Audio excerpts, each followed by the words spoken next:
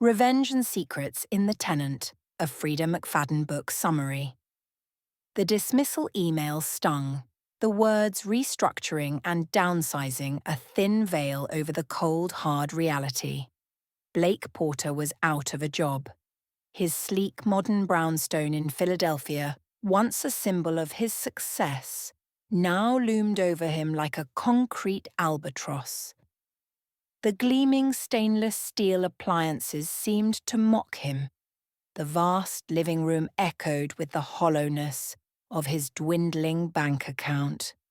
The mortgage payments, a manageable challenge just months ago, now felt like a crushing weight, threatening to bury him under a mountain of debt. His fiancée, Natalie, tried to be supportive, her voice laced with a forced optimism that grated on Blake's already frayed nerves.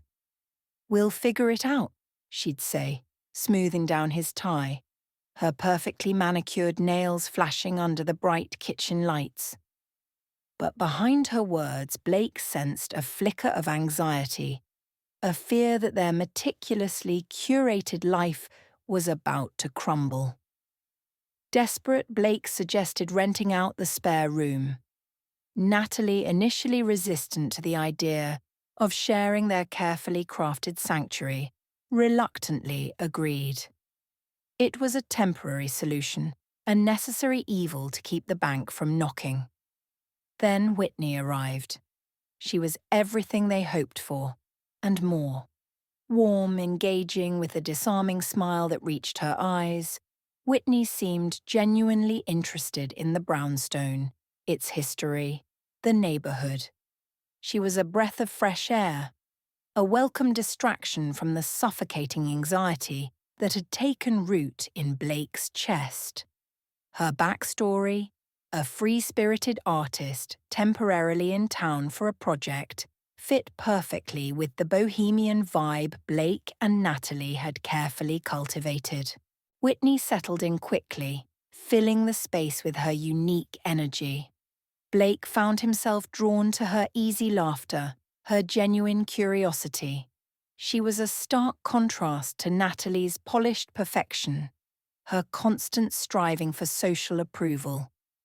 Whitney was comfortable in her own skin, radiating an effortless confidence that Blake secretly envied.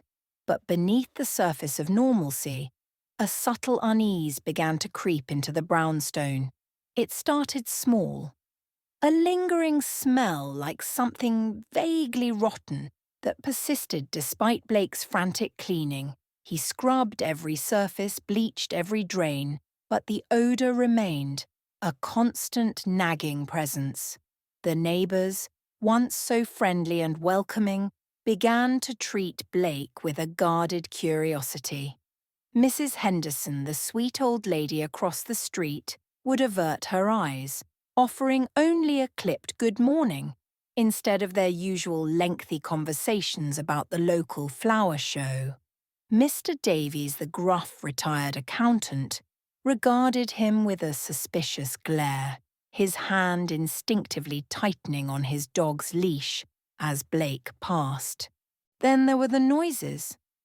Unexplained creaks and groans that echoed through the house in the dead of night kept Blake awake, his heart pounding in his chest.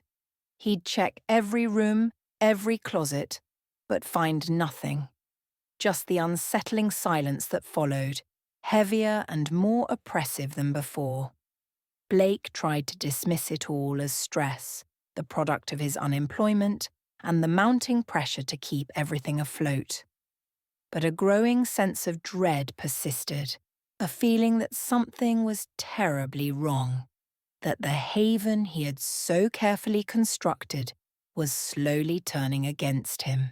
He started questioning Whitney subtly at first, probing for inconsistencies in her stories, but she was always charming, always evasive, her explanations plausible yet unsatisfying. A knot of suspicion tightened in his stomach. Was she really who she said she was? The truth, Blake realized with a chilling certainty, was hidden somewhere in the shadows of the brownstone, lurking just out of reach. and he was starting to fear that finding it might cost him everything: the comfort of his home, his relationship, and perhaps even his sanity, hung precariously in the balance, threatened by the presence of the seemingly innocent tenant under his roof. He just needed to know why. Thanks for watching. If you enjoyed this video, don't forget to like, subscribe, and hit the bell icon for more book summaries and insights. Feel free to check out another video or dive into the full playlist you see now for more great book summaries. Click now and keep exploring.